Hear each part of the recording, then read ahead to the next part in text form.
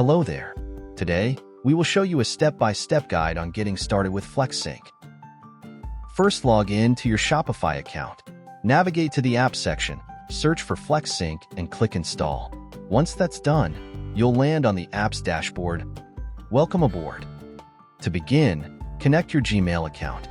Choose your account and make sure to allow all the necessary permissions. It's quick and straightforward. Next, export your existing products to a Google Sheet. Click Next to set up the app script. Now, let's add some magic to your Google Sheet. Copy the app script provided, then head over to your Google Sheet. Click Extensions, App Script. If there's any old code in there, clear it out and paste the new script. Don't forget to save it, otherwise it won't work. Time to see it in action. Click Run to test the script. Google will prompt you to review and allow permissions before it runs. This step only takes a few seconds. Please make sure that you've run the code properly. Once the script has finished running, go back to the FlexSync app page. Check the box that says, I have pasted the app script and run it, and click Next.